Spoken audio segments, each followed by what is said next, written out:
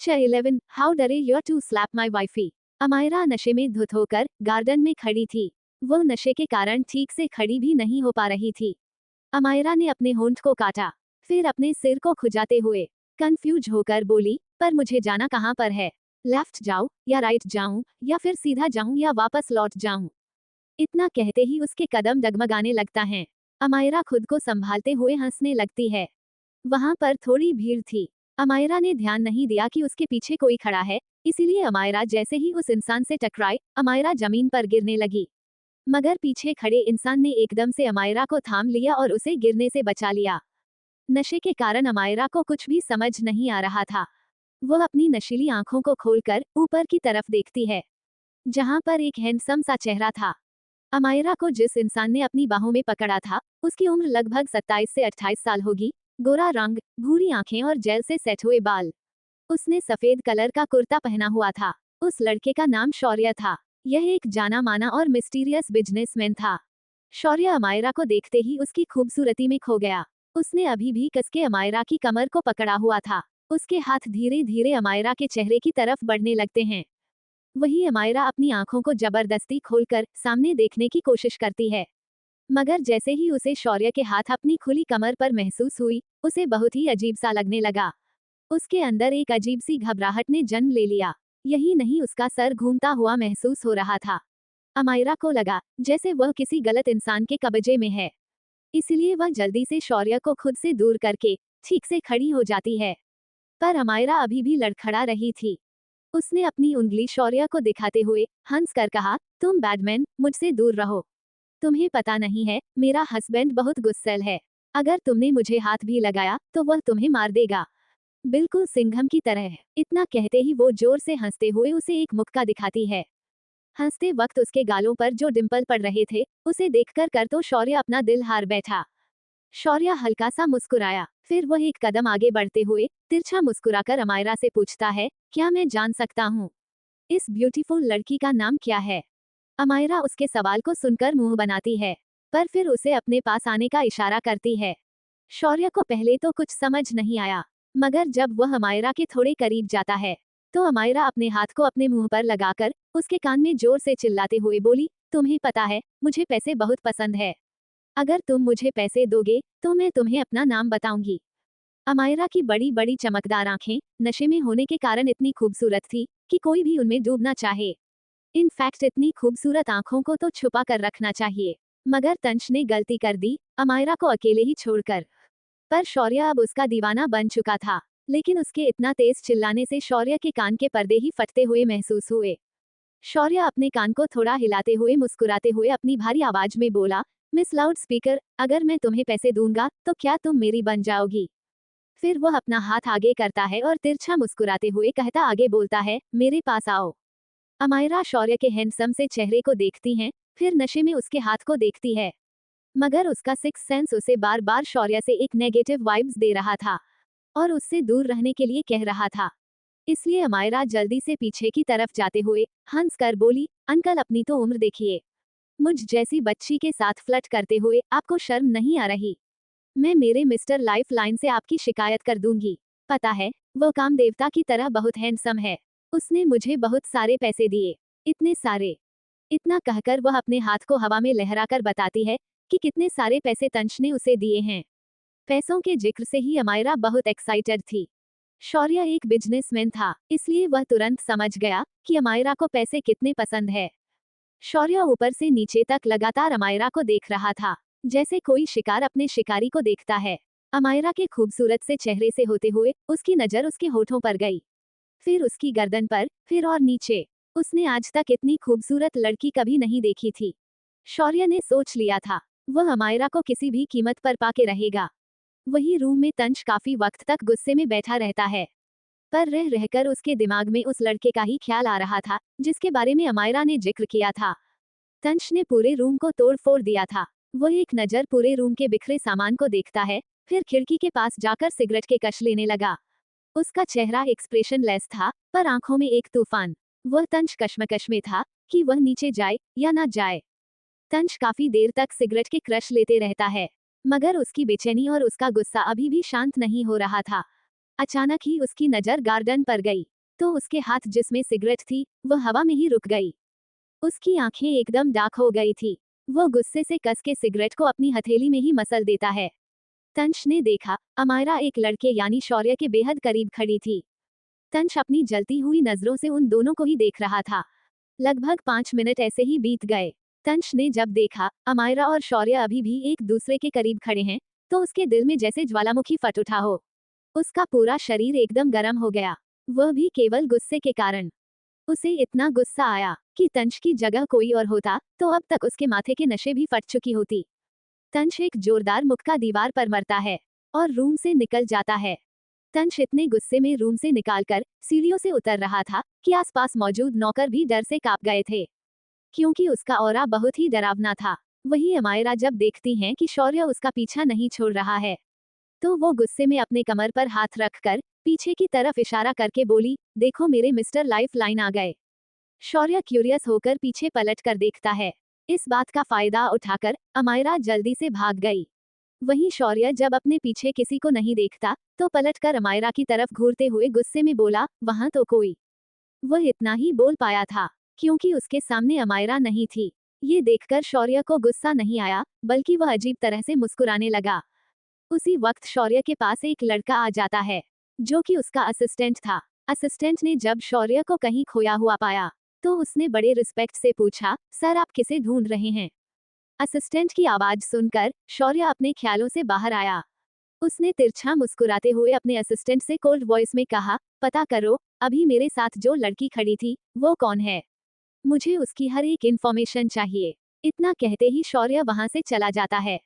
मगर assistant shock था। उसने खुद सही बड़बड़ाते हुए कहा, लड़की? मगर यहाँ पर तो कई सारे लोग हैं। सर बॉस किस लड़की से बात कर रहे थे? ऊपर से आज तक बॉस ने कभी भी सामने से किसी लड़की में दिलचस्पी नहीं दिखाई। मुझे कैसे भी करके उस लड़की को ढूंढना होगा, और अगर मैं ये न्यूज़ मैडम को बताऊंगा कि सर को कोई पसंद आ गई है तो वो बहुत खुश हो जाएंगी। इतना कहते ही वह बहुत एक्साइटेड हो जाता है। फिर सीसीटीवी रूम की तरफ जाने लगता है ताकि उस लड़की का पता लगा सके। अल्पविराम अल्पविराम अल्पविराम अल्पविराम डॉट।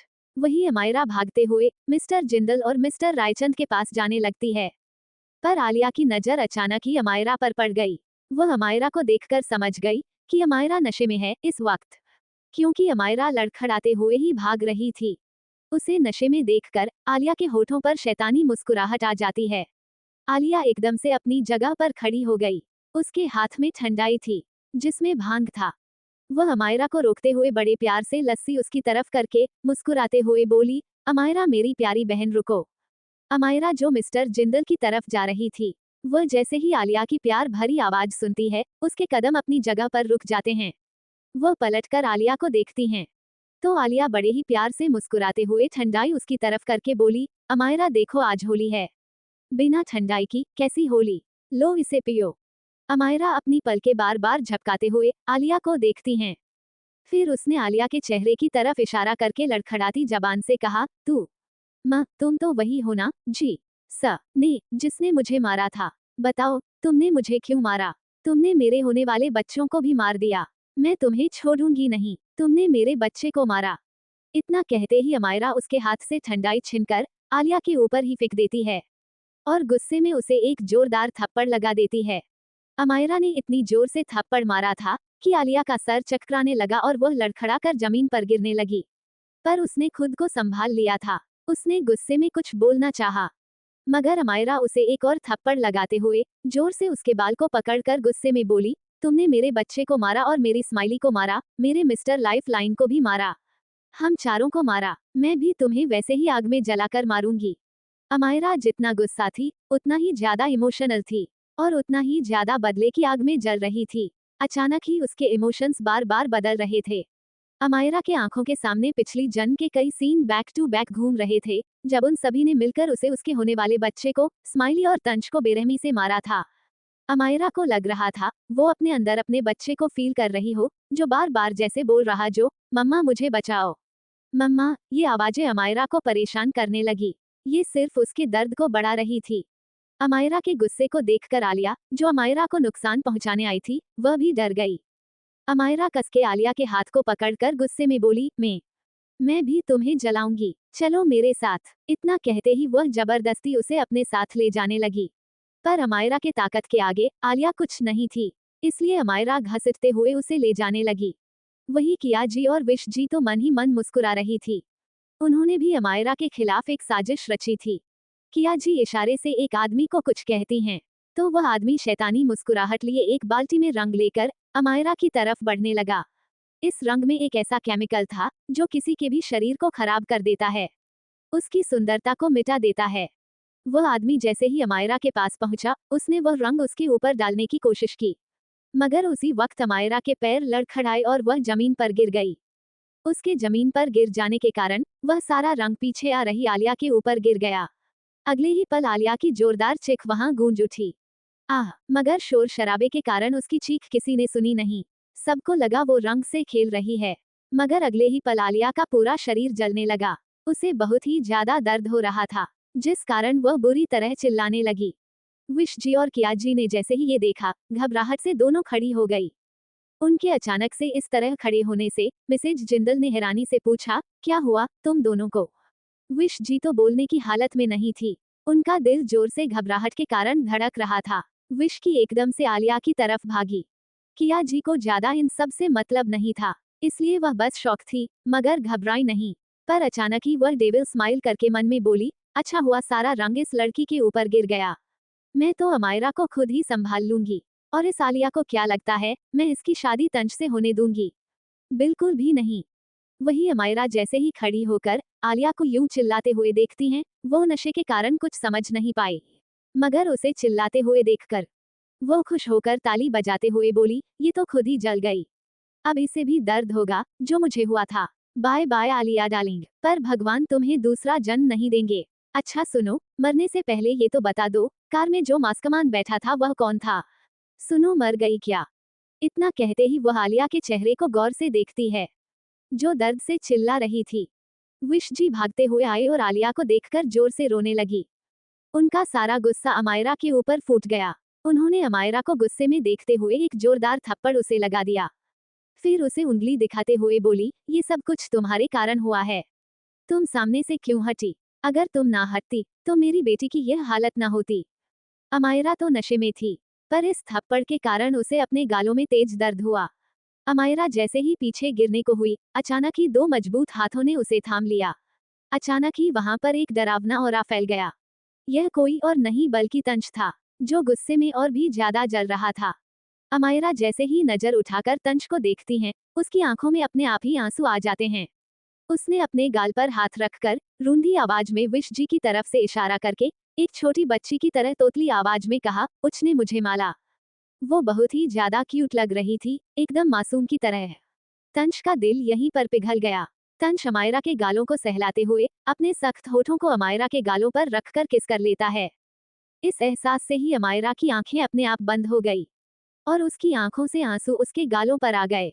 तंज के पास उसे बिल्कुल सेफ फील हो रहा था। वो उसके गले लगकर रोने लगी, किसी छोटे बच्चों की तरह।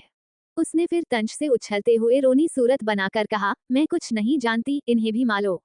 उन्होंने मुझे माला। आह हा हा हा। तंज उसे कसके अपनी बाहों में भरते हुए अपनी जलती हुई नजरों से विश जी को देखते हुए एक एक शब्द पर जोर देके बहुत ही खतरनाक तरीके से बोला, how dare you to slap my wifey. Now you will have to pay the price for it. इतना कहते ही तंज जैसे ही अपनी मुट्ठी को कस के बंद करता है, कई सारे गॉड्स आकर विश जी को घेर लेते हैं। उसकी लाल आंखें बिल्कुल महाकाल की तरह लग रही थी।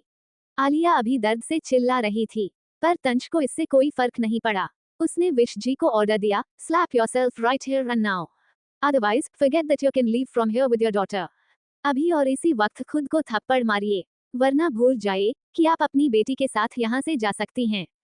विश जी शॉक थी। उन्होंने गुस्से में कहा, क्या तुम बड़ों से बात करने की तमीज भूल चुके हो? तंज उन्हें बीच में ही रोकते हुए गुस्से में बोला, where did your manners go when you slapped my wifey in public? तब आपकी तमीज कहाँ गई थी जब आपने मेरी बीवी को सरेआम थप्पड़ मारा? तंज उन पर इतनी तेज चिल्लाया था कि विश जी डर गई। उन्होंने देखा तंज के गार्ड्स ने उन पर राइफल तान दी थी। उन्हें अभी भी चुपचाप खड़ा देख तंज तिरछा मुस्कुराते हुए अपने गार्ड्स को आलिया को मारने का इशारा करता है। ये देखकर विश जी बुरी तरह डर गई और हकलाते हुए बोली, मैं मैं खुद को मारूंगी, मैं खुद को मारूंगी। इतना कहते ही वह खुद को थप्पड़ मारने लगती हैं। तंश बड़े आराम से बोला, why so slowly, let me send one of my guards for help. इतना धीरे क्यों? मैं हेल्प के लिए अपने किसी गार्ड को भेजूं? कोष्टक। विश जी उन हटे कट्टे गार्ड को देखकर डर के मारे बोली, नहीं। इतना कहते ही वह इस बार काफी तेज खुद को थप्पड़ मारने लगती हैं। उन्होंने खुद को 20 से 25 थप्पड़ मारा था। उनके पूरे गाल सूज गए थे। गालों पर सिर्फ थप्पड़ के ही निशान थे। दर्द के कारण वह लगभग बेहोशी होने वाली थी। तभी अमायरा खुश होकर बोली, इन्हें आग लगाकर जला दो। विश जी की तो रूह तक कांप गई। ये सुनकर तंश खतरनाक तरीके से मुस्कुराया। वह कुछ कहता, तभी जय एकदम से उसके कंधे पर हाथ रखकर सीरियस होकर बोला, छोटे, हम इन्हें बाद में देख लेते हैं। यहाँ पर कई सारे लोग हैं। ऊपर से अमायरा नशे में है। उसे संभालो, इन सबको तो हम बाद में देख लेंगे।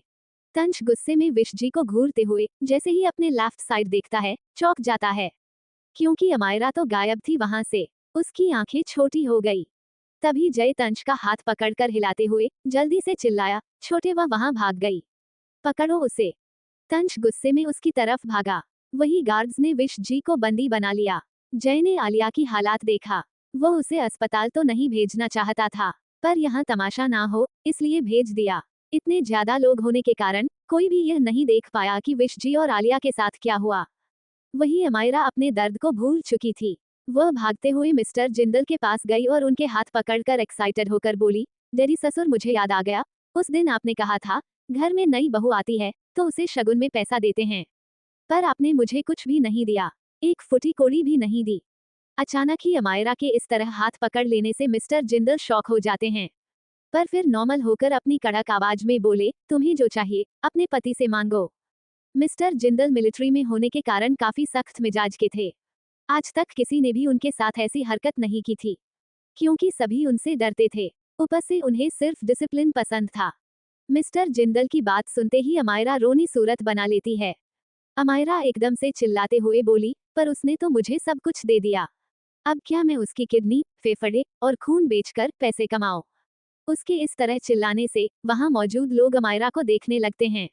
तो अमायरा एकदम से मिस्टर जिंदल के पैरों को पकड़कर बैठ गई और रोते हुए बोली, मुझे पैसे चाहिए, मुझे पैसे चाहिए। आपने कहा था आप मुझे पैसे देंगे। मैं आपके घर की नई नवेली बहू हूँ। आपने मुझे 1 रुपया तक नेक में नहीं दिए। मैं सबको बताऊंगी।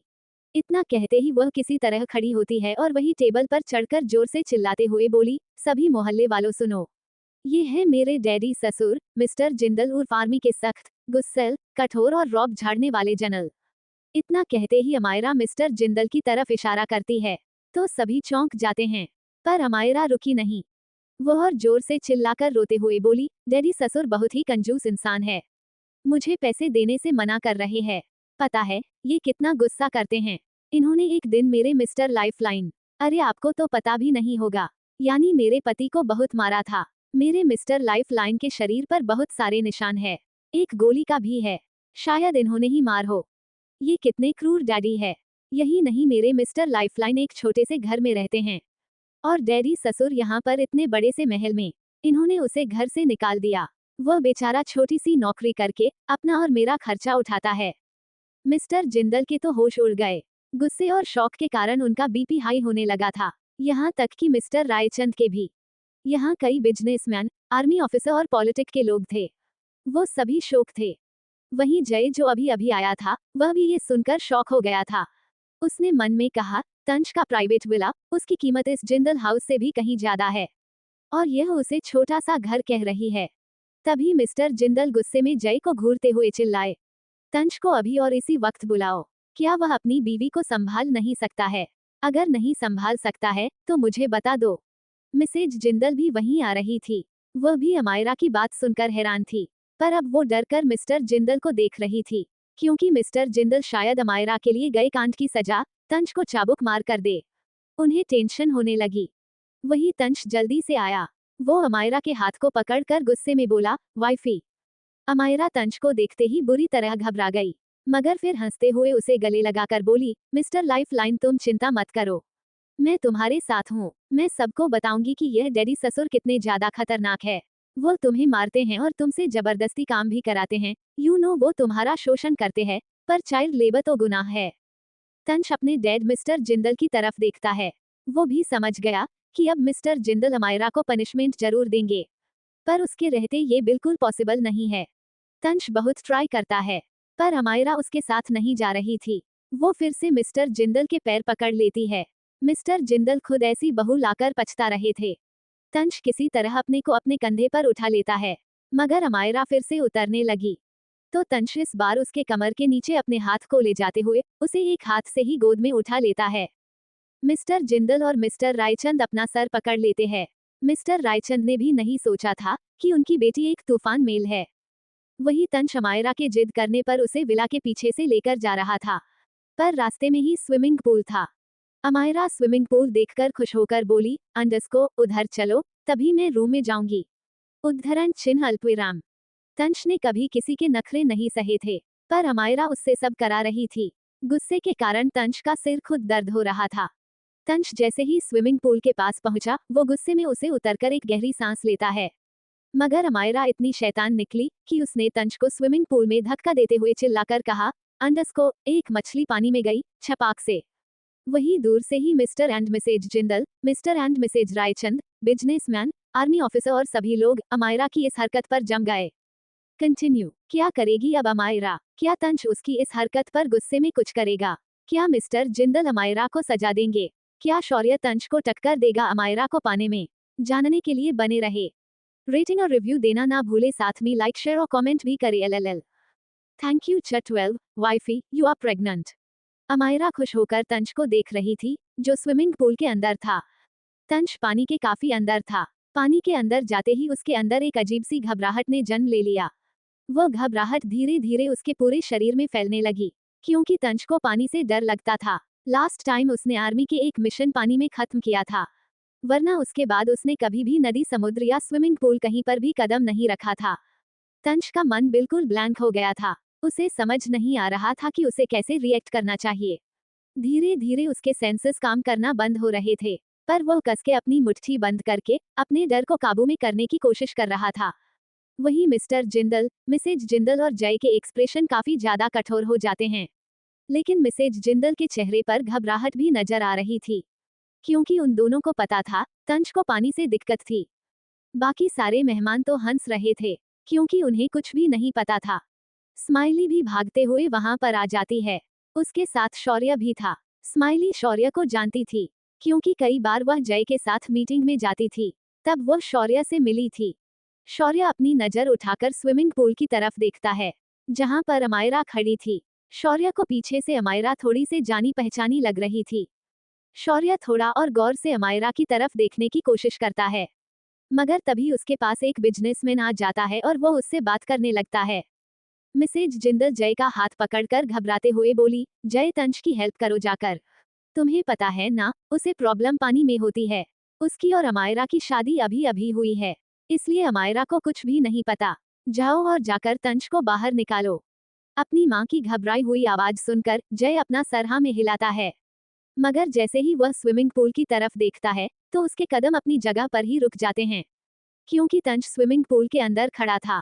तंश को शायद पता चल गया था कि वह आने वाला है, इसलिए तंश अपने हाथ के इशारे से ही उसे रोक देता है। तंश की आंखें इस वक्त कुछ पानी के कारण और कुछ उसके घबराहट के कारण लाल थी। तंश के अंदर एक ऐसी फीलिंग थी जो बयान नहीं की जा सकती थी। उसे अपना दम भी घुटता हुआ महसूस हो रहा था, बेचैनी भी हो रही थी, पूरी बॉडी कांपती हुई भी महसूस हो रही थी, और सर में भी एक अजीब सी हलचल हो रही थी। तभी अमायरा अपना हाथ हवा में फैलाकर जोर से बोली, दूसरी मछली भी पानी में गई, छपाक से। इतना कहते ही वह भी पानी में कूद जाती है। अमायरा को तैरना बहुत अच्छे से आता था, लेकिन नशे में होने के कारण वह तैयार नहीं पा रही थी, इसलिए वह तुरंत डूबने लगी। वह अपने हाथों और पैर लहराते हुए चिल्लाने लगती है। उसकी आवाज सुनते ही तंश एकदम से अपने होश में आता है। उसने अपनी सभी फीलिंग्स को एक तरफ रख दिया और एकदम से अमायरा की कमर को पकड़कर उसे ऊपर कर लिया। तंश भी ठीक से खड़ा नहीं हो पा रहा था, इसलिए वह स्विमिंग पूल के किनारे खड़े होकर सहारा ले लेता है। मिस्टर जिंदल भी सब कुछ देख रहे थे, मगर उन्होंने भी जय को मदद करने से साफ मना कर दिया था। फिर सभी को एक नज़र मिस्टर जिंदल देखते हुए अपने स्टडी रूम में चले गए। वह बहुत ही सीरियस लग रहे थे। धीरे धीरे बाकी सभी चले जाते हैं। स्माइली तो एक्साइटेड होकर स्विमिंग पूल की तरफ चली जा रही थी, मगर जय जल्दी से उसे पकड़ लेता है। तो स्माइली उससे अपना हाथ छुड़ाते हुए मुंह बनाकर बोली, डैडी नंबर 3, छोड़िए ना इस स्माइली को, क्योंकि इस स्माइली को कूल मम्मा के पास जाना है। स्माइली बहुत ही ज्यादा खुश और एक्साइट नजर आ रही थी, क्योंकि भले ही उसने दूर से अमायरा को देखा हो, लेकिन उसने तुरंत उसे पहचान लिया कि अमायरा वही है जिससे वह शिमला में मिल चुकी है। स्माइली खुश होकर बोली, कूल मम्मा यहाँ पर है, मतलब इस स्माइली की मम्मा नंबर 4 फॉर कूल मम्मा ही है या। स्माइली बहुत खुश थी, पर उसकी खुशी ज्यादा देर नहीं रही, क्योंकि जय ने उसे वहां नहीं जाने दिया और अपने साथ जबरदस्ती ले गया। अब रात भी हो चुकी थी और हर तरफ अंधेरा फैल चुका था। तंश अभी भी पानी के अंदर था, क्योंकि अमायरा ना खुद निकल रही थी और ना ही उसे निकालने दे रही थी। अमायरा उसके गले में अपनी बाहें डालकर अपना हाथ ऊपर करके एक्साइटेड होकर बोली, चलो हम पानी वाला डांस करते हैं। डीलक्स डीलक्स पानी वाला डांस।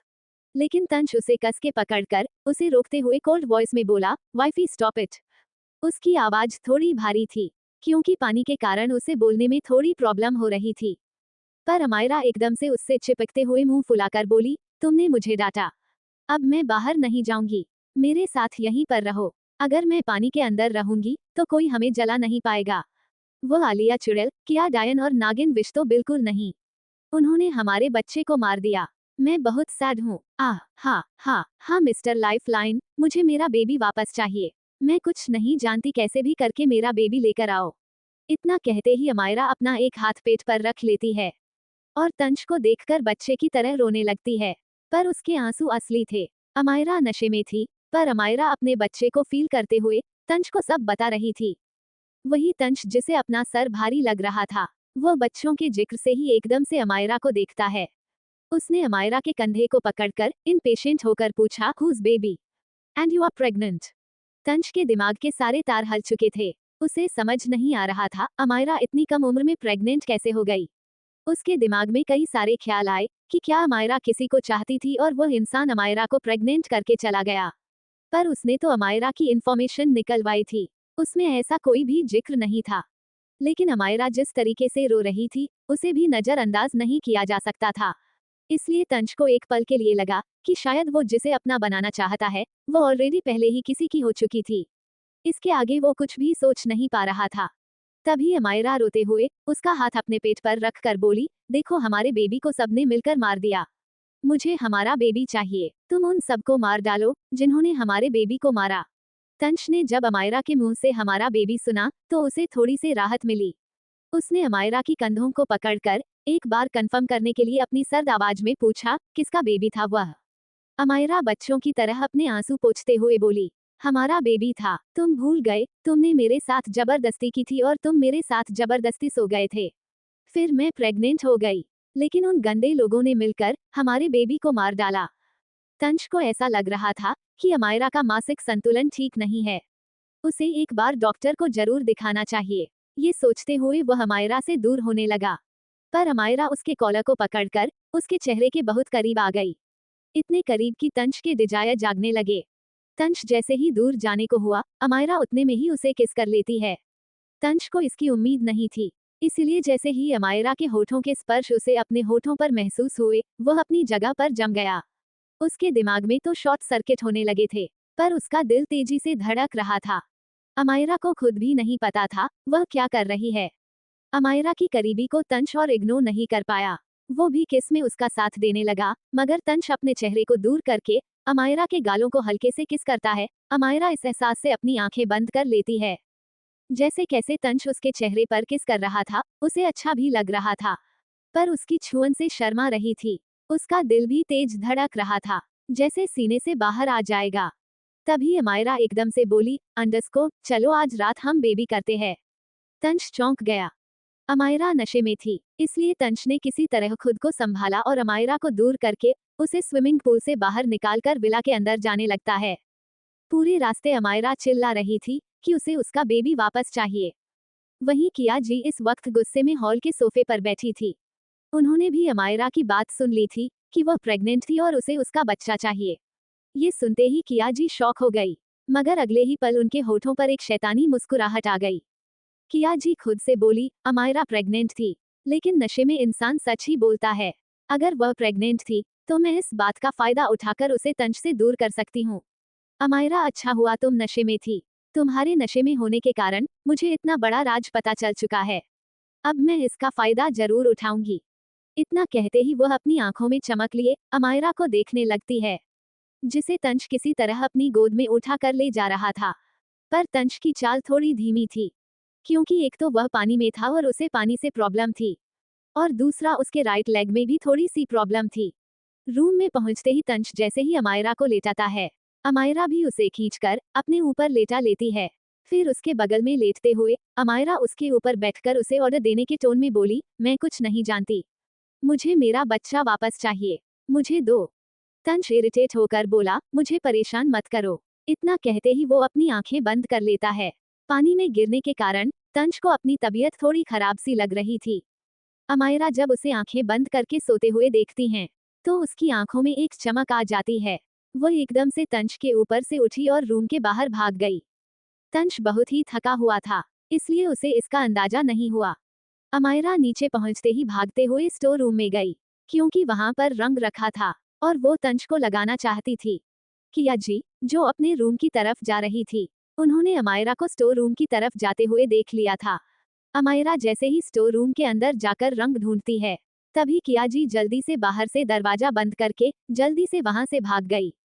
अमायरा को ढेर सारा रंग मिल गया था। वह जैसे ही पलटी, दरवाजा बंद देखकर कंफ्यूज हो जाती है। वह जल्दी से दरवाजा खोलती है, पर दरवाजा नहीं खुला रहा था। अमायरा जोर से दरवाजा पीटते हुए चिल्लाई, खोलो खोलो, किसी ने मुझे बंद कर दिया, दरवाजा खोलो। मिस्टर लाइफलाइन, तुमने क्यों मुझे बंद कर दिया? ताकि मैं तुम्हें रंग न लगा पाऊं। पर मैं लगाऊंगी, खोलो दरवाजा। मिस्टर जिंदल किसी काम से वहां जा रहे थे। उन्होंने जैसे ही अमायरा के चिल्लाने की आवाज सुनी, वह अपनी आईब्रो सिकोड़ लेते हैं। उन्होंने देखा कि आवाज स्टोर रूम से आ रही है। वह जैसे ही स्टोर रूम का दरवाजा खोलते हैं, अमायरा धम से उनके पैरों में गिर जाती है। अमायरा को जैसे ही होश आया, वह अपना सर ऊपर करके देखती हैं, तो मिस्टर जिंदल को देखकर एकदम से उनके पैर पकड़ते हुए बोली, पैर लागू ससुर जी। पर आप तो कंजूस है, आप तो पैसे भी नहीं देते, लेकिन आप मुझे मिल गए। अब मैं आपको नहीं छोड़ने वाली, पहले आप मुझे मेरा शगुन दीजिए। कहकर वह कस के मिस्टर जिंदल के पैर को पकड़ लेती है। मिस्टर जिंदल परेशान हो जाते हैं। उन्होंने अपनी कड़क आवाज में पूछा, तुम यहाँ पर क्या कर रही हो? अमायरा कुछ नहीं बोली, वो बस एक जिद लगाए बैठी थी कि उसे पैसा चाहिए। तंशिन सबसे बेखबर अपने रूम में लेटा हुआ था। धीरे धीरे उसे बुखार चढ़ रहा था। तभी एक जोरदार आवाज सभी के कानों में पड़ी। यह आवाज मिस्टर जिंदल की थी, जिन्होंने गुस्से में काफी तेज तंश का नाम पुकारा था।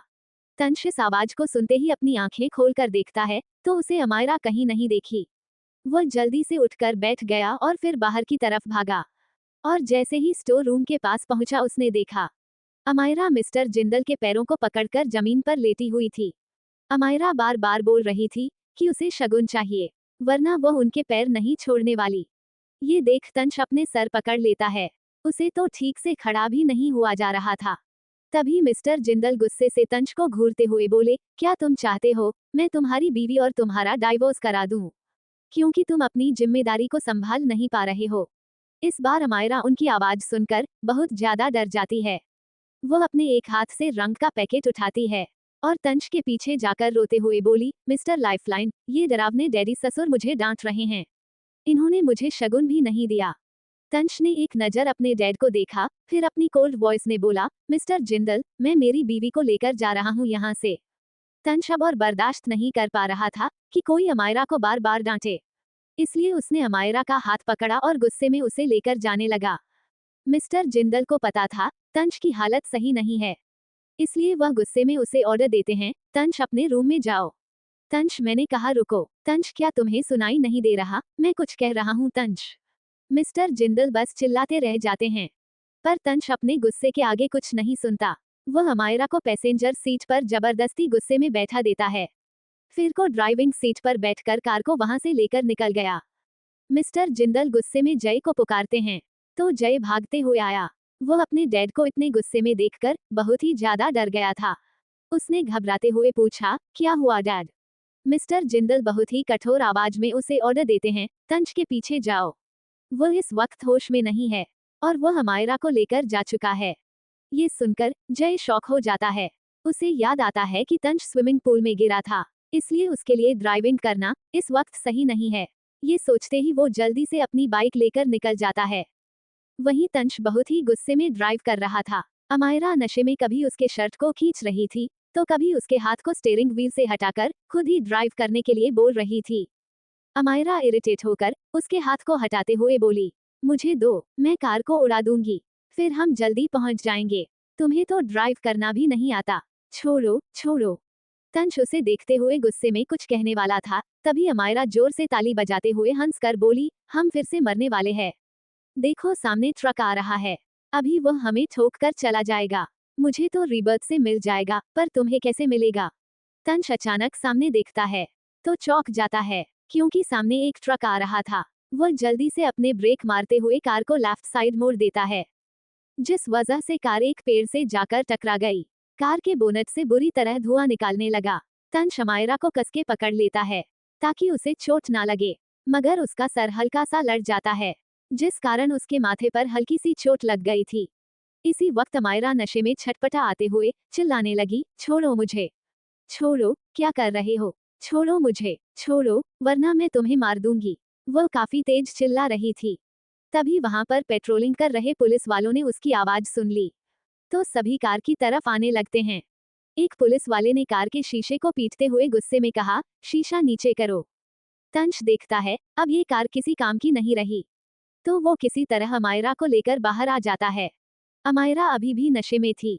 अमायरा तंश की पकड़ से छूटते हुए गुस्से में बोली, छोड़ो मुझे, तुम मुझे यहाँ पर जबरदस्ती लेकर आए हो, छोड़ो, तुमने मेरे साथ जबरदस्ती की थी, मैं बात नहीं करूंगी तुमसे, तुमने मुझे प्रेग्नेंट किया था और फिर से मुझे जबरदस्ती लेकर जा रहे हो, छोड़ो। पुलिस वाले जैसे ही यह सुनते हैं, वो गुस्से में तंश को देखते हुए बोले, शर्म नहीं आती, रात के अंधेरे में एक लड़की को जबरदस्ती यहाँ लाकर उसका फायदा उठाते हुए। तंश गुस्से में उनकी तरफ देखता है, पर कुछ नहीं कहता। उसने अमायरा को संभालते हुए दांत पीसकर कहा, वाइफी। इसके आगे को कुछ कहता उससे पहले वो पुलिसकर्मी तंश को फिर से डांटते हुए बोला, तुम जैसे जवान बच्चे खुद का करियर तबाह कर लेते हो ऐसे काम करके। बताओ कौन है ये लड़की और क्यों जबरदस्ती लेकर जा रहे हो? तंश इरिटेट होकर बोला, सी इज माई वाइफ। पर उसे पुलिस वाले को विश्वास नहीं हुआ, तो उसने अमायरा को देखा जो नशे में थी। फिर उसने आराम से अमायरा से पूछा, मैडम क्या ये लड़का सच कह रहा है? अमायरा तंश को देखती हैं, फिर गुस्से में बोली, नहीं, इसने मेरे साथ जबरदस्ती की और मुझे प्रेग्नेंट किया। अब ये बता नहीं रहा कि मेरा बच्चा कहाँ चला गया। मुझे मेरा बच्चा चाहिए, पर यह मुझे लाकर नहीं दे रहा है और ये जबरदस्ती मेरे हाथों को पकड़ रहा था। तंश जल्दी से उसके मुंह को बंद करते हुए गुस्से में बोला, शट अप।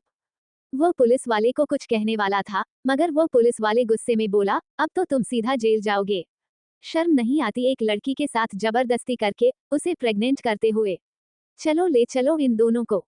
तंश ज्यादा किसी से बोलता नहीं था, मगर उसने पुलिस वालों को समझाया, लेकिन पुलिस वालों ने उसकी एक नहीं सुनी और दोनों को पुलिस स्टेशन ले गए। तंश के साथ उसके गार्ड्स भी नहीं थे और न ही उसके पास फोन था कि वो किसी को कॉल कर सके। ऊपर से पुलिस वाले भी उसे फोन नहीं दे रहे थे। तंश इस वक्त जेल के अंदर था और अमायरा आराम से बाहर बेंच पर बैठी थी। नशे में होने के कारण वह सो चुकी थी। तंश दीवार से टेक लगा कर बैठा था।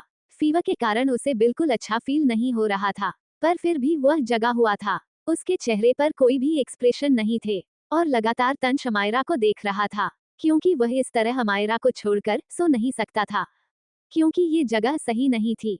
तंश को देखकर बिल्कुल नहीं लग रहा था कि उसकी हालत जरा सी भी खराब है, पर हाँ, वह गुस्सा जरूर था अमायरा के ऊपर, क्योंकि उसके कारण ही आज घर पहुंचने के बजाय वह दोनों जेल में थे। जिंदगी में पहली बार तंश जेल में बंद हुआ था। जय तंश का पीछा करते करते उसके प्राइवेट विला पहुंच जाता है, पर तंश तो उसे कहीं मिला ही नहीं। उसके प्राइवेट विला जाकर पता चला तंश वहां पहुंचा ही नहीं है। ये जानकर जय काफी हैरान था। फिर वह जल्दी से गार्ड्स को उन दोनों को ढूंढने के लिए लगा देता है। अगली सुबह आज हर जगह हलचल मची हुई थी। कई सारे मीडिया वाले पुलिस स्टेशन के बाहर खड़े थे और सभी यह जानने को बेताब थे कि तंश दिखता कैसा है और कल वो किस लड़की के साथ पकड़ा गया है। ये न्यूज़ हर जगह फैल चुकी थी कि जिंदल खानदान का सबसे छोटा बेटा तंश एक लड़की के साथ रोड पर जबरदस्ती करते हुए पकड़ा गया और अब वो जेल में है। उद्धरण चिन्ह। जिंदल विला में सभी ये न्यूज देखकर शौक थे। मिस्टर जिंदल एक्सप्रेशन लेस भाव से सोफे पर बैठे थे। सुबह से ही उन्हें कई रिश्तेदारों और आर्मी ऑफिसर के कॉल आ चुके थे और सभी तंज के बारे में पूछ रहे थे। कंटिन्यू। क्या तंज जेल से निकलने के बाद अमायरा को सजा देगा? क्या मिस्टर जिंदल गुस्से में कुछ ऐसा करेंगे जो तंज और अमायरा को हिलाकर रख देगा? जानने के लिए बने रहे। रेटिंग और रिव्यू देना ना भूले, साथ में लाइक शेयर और कमेंट भी करें। LLL। थैंक यू च 13 wifey, I feel like killing you. Jindal villa. Mister Jindal को अक्सर आदत थी कि वह हर रोज न्यूज पेपर पढ़ते थे या तो सुबह टीवी पर न्यूज चैनल लगाकर देखते थे। आज भी वह न्यूज चैनल देख रहे थे, लेकिन उन्हें जरा सी भी उम्मीद नहीं थी कि उन्हें न्यूज में आज ये सब देखने को मिलेगा। मिस्टर जिंदल गुस्से में रिमोट को फेंकते हुए अपनी कड़क आवाज में बोले, इस लड़के को आखिर इतना गुस्सा क्यों आता है? मना किया था रात को यहीं पर रुक जाए, लेकिन उसने मेरी एक भी बात नहीं सुनी।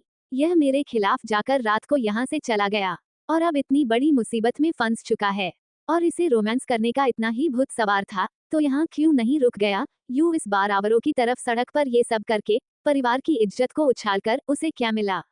उनके गुस्से को देखकर मिसेज जिंदल उन्हें समझाते हुए बोली, आप हर बार मेरे बेटे को क्यों डांटते रहते हैं? वो अभी कितना छोटा सा है, ऊपर से आपने इतनी कम उम्र में उसकी शादी कर दी। वो इतनी सारी जिम्मेदारी संभल रहा है, उसके बावजूद आप हर बार मेरे बेटे पर गुस्सा करते हैं, उसे मारते हैं। आखिर वो भी इंसान है, आप उसके दर्द को क्यों नहीं समझते? मिस्टर जिंदल गुस्से में उन्हें देखते हुए अपनी कड़क आवाज में बोले, तुम्हारे इसी लाड प्यार ने ही बिगड़ा है तंज को। और दूसरी बात, ये तुम बहुत अच्छे से जानती हो, अगर तंज को शादी नहीं करनी होती तो कोई भी उसे मजबूर नहीं कर सकता था। भले ही हमने उसे थोड़ा सा फोर्स किया था, पर फिर वो खुद ही शादी के लिए मान गया था। ये सुनकर मिसेज जिंदल मुंह बनाते हुए बोली, थोड़ा सा फोर्स किया? मुझे अच्छे से पता है, उस दिन आप मेरे बेटे के साथ पूरे 2 घंटे तक स्टडी रूम में थे। पता नहीं आपने उसे शादी के लिए कैसे कन्विंस किया था। बेचारा मेरा बेटा कितना भोला है। ये सुन मिस्टर जिंदल अपनी पत्नी को ऐसे देखते हैं जैसे वह बहुत बड़ी बेवकूफ हो, क्योंकि तंज कितना बड़ा शैतान और क्रूएल है ये बस सब जानते थे, शिवाय मिसेज जिंदल को छोड़कर। वह इतनी भोली थी कि उन्हें अपने बेटे की क्रूएलिटी दिखती ही नहीं थी। मिसेज जिंदल परेशान होकर मिस्टर जिंदल से बोली, जाइए ना, मेरे बेटे को जेल से निकालिए, पता नहीं किस हालत में होगा। कल तो वह पानी में भी गिर गया था, कहीं उसकी तबीयत। मिस्टर जिंदल बीच में ही उन्हें रोकते हुए अपनी जगह से खड़े हो गए और गुस्से में बोले, अपने बेटे से फोन करके बोल दो मुझे स्टडी रूम में आकर मिले। इतना कहते ही वो जाने लगे। मिसेज जिंदल तो बहुत ही ज्यादा शॉक थी, उनकी आंखों में हल्के आंसू आ गए। वो मिस्टर जिंदल को देखते हुए पीछे से ही चिल्लाकर बोली, आप कितने पत्थर दिल है, आपके जैसा बाप भगवान किसी को भी ना दे। मेरे बेटे की हालत ठीक नहीं है और आप उसे स्टडी रूम में बुलाकर अभी भी उसे मारना चाहते हैं। बहुत बड़ी गलती कर दी मैंने आपसे शादी करके। काश मेरे लिए जो पहले रिश्ता आया था उस लड़के से ही शादी कर लेती, तो कम से कम मेरे बच्चे की ऐसी हालत तो नहीं होती। मिसेज जिंदल रोने लगी थी, उनकी आंखों में आंसू भी आ गए थे। मगर मिस्टर जिंदल गुस्से में अपनी मुट्ठी बंद कसते हुए स्टडी रूम में चले गए, क्योंकि जब भी मिसेज जिंदल ये बोलती थी कि जो उनके लिए पहला रिश्ता आया था काश वो उससे शादी कर लेती, तो उन्हें बहुत गुस्सा आता था। स्माइली वही बैठी सब चुपचाप सुन रही थी, पर उसे तो सिर्फ अमायरा से मिलना था, इसलिए वो जय के आने का वेट कर रही थी ताकि वो अमायरा से मिलने जा सके। किया जी ये सब कुछ ही दूर पर खड़ी होकर देख रही थी। वो बहुत ही ज्यादा खुश थी इस तरह मिस्टर जिंदल और मिसेज जिंदल को लड़ते हुए देखकर। वो डेविल स्माइल करके बोली, अब उस लड़की के कारण इन दोनों में भी लड़ाई होने लगी है। वैसे कुछ तो बात है उस लड़की में, पर चाहे जो बात हो वो मुझसे कभी नहीं जीत पाएगी। मुझे इसकी प्रेगनेंसी वाली न्यूज़ का फायदा ऐसे उठाना होगा कि वह पूरी तरीके से बर्बाद हो जाए। लेकिन उससे पहले अमायरा जहां रहती थी मुझे वहां जाकर खोजबीन करनी होगी। सभी का कहना है इसके परिवार वालों ने अमायरा को जंगल में छोड़ दिया था, तो उस हिसाब से अमायरा लगभग वही आसपास के ही गांव में रही होगी। ये सोचते हुए कियाजी अपने रूम में चली जाती हैं ताकि अमायरा जिस गांव में रहती थी वहां जाने की तैयारी कर सके। सुबह के 8 बजे पुलिस स्टेशन। जय पुलिस स्टेशन पहुंच चुका था। ठीक उसी वक्त धीरे धीरे अमायरा को भी होश आ जाता है। अमायरा अपने सर को पकड़ते हुए आसपास देखने लगी। उसका सर बहुत दर्द हो रहा था। वो किसी तरह बेंच से खड़ी होती है, मगर लड़खड़ा कर फिर से बेंच पर गिर जाती है। उसने आसपास देखा तो चौंक गई। अमायरा पुलिस को देखकर एकदम से चिल्लाई, ये मेरा घर इतना छोटा कैसे हो गया? और यहाँ पुलिस क्या कर रही है? तभी एक हवलदार जो वहाँ खड़ा था, वह हंसते हुए बोला, मैडम पुलिस आपके घर नहीं, बल्कि आप पुलिस के घर आई हैं। अमायरा कंफ्यूज होकर उसकी तरफ देखती है। उसे अभी भी कुछ समझ नहीं आ रहा था। तभी उसकी नजर जेल के अंदर बंद तंश पर गई, जो जमीन पर बैठा गुस्से में उसे देख रहा था, मानो अपनी आंखों से ही उसे भस्म कर देगा। तंश की तबीयत ठीक नहीं थी। ऊपर से वह पूरी रात जगा था, जिस कारण उसकी आंखों के नीचे थोड़े थोड़े डार्क सर्कल्स हो गए थे। उसके चेहरे पर मास्क लगा था, इसलिए अमायरा उसके एक्सप्रेशन ठीक से देख नहीं पा रही थी। मगर वह इतना समझ गई थी कि यहाँ जो कुछ भी हो रहा है, उसकी जिम्मेदार वो खुद है। तभी तंश उसे शैतानों की तरह देख रहा। अमायरा ने याद किया, पिछले जन्म में उसके साथ ऐसा बिल्कुल नहीं थी। पिछले जन्म में तो वो इस वक्त आलिया के साथ तंश से डिवोर्स लेने की तैयारी कर रही थी। अमायरा ने पहले खुद को बेवकूफ कहा, फिर अमायरा जल्दी से भागते हुए लॉकअप के पास गई। वो अपना हाथ अंदर डालते हुए तंश के हाथ को पकड़कर हैरानी से पूछती है, मिस्टर लाइफलाइन, तुम्हें अंदर किसने बंद कर दिया? और तुम इतने ज्यादा गुस्से में क्यों हो? कहीं इन सब ने तुम्हें मारा तो नहीं है? और किसकी हिम्मत हुई ऐसा करने की? इतना कहते हुए वो गुस्से से खड़ी हो गई और आसपास देखने लगी। तभी इंस्पेक्टर पुलिस स्टेशन के अंदर आया। अमायरा उसे देखते ही उसके सामने जाकर खड़ी हो गई। इंस्पेक्टर कुछ समझता उससे पहले ही अमायरा उस पर बरस पड़ी, इंस्पेक्टर क्या मैं जान सकती हूँ, आपने मेरे हस्बैंड को जेल के अंदर क्यों बंद किया है? आखिर उसने क्या किया है? एक मिनट, कहीं उस पिया ने फिर से मेरे हस्बैंड पर जबरदस्ती करने का इल्जाम तो नहीं लगाया? इस बार मैं उसे छोड़ूंगी नहीं। उसकी हिम्मत कैसे हुई ऐसा घटिया इल्जाम मेरे हस्बैंड पर लगाने की? और आप पर भी मैं केस करूंगी। बिना सबूत के मेरे हस्बैंड को जेल में कैसे डाल दिया? मुझे जवाब चाहिए और मैं सुप्रीम कोर्ट तक जाऊंगी। आप जानते नहीं है मेरी पहुंच कितनी ऊपर तक है। वो लगातार इंस्पेक्टर पर चिल्लाई जा रही थी। तभी इंस्पेक्टर उसे शांत करते हुए हैरानी से बोला, मैडम आप ही ने तो इन पर इल्जाम लगाया था कि उन्होंने आपके साथ जबरदस्ती की है। तभी हमने इन्हें जेल में डाला और उस वक्त तो आपने हमें नहीं बताया था कि यह आपके हस्बैंड है। अमायरा जो लगातार पुलिस वालों पर चिल्ला रही थी, उसने जैसे ही इंस्पेक्टर की बातों पर ध्यान दिया, अचानक ही वो चुप हो गई। उसके चेहरे पर शॉकिंग एक्सप्रेशन थे। अमायरा एकदम से हकलाते हुए पूछती है, क्या क्या कहा आपने? मैंने इल्जाम लगाया, वो भी जबरदस्ती करने का। लेकिन मैं ऐसा क्यों करूंगी? इंस्पेक्टर ने बहुत ही गंभीरता से जवाब दिया, मैडम कल रात को ये लड़का कार में आपके साथ जबरदस्ती करने की कोशिश कर रहा था। उस वक्त आपने कहा था कि ये आपका हस्बैंड नहीं है, और आपने ये भी कहा था कि इसने आपको पहले भी प्रेग्नेंट किया था और फिर से करने की कोशिश कर रहा है।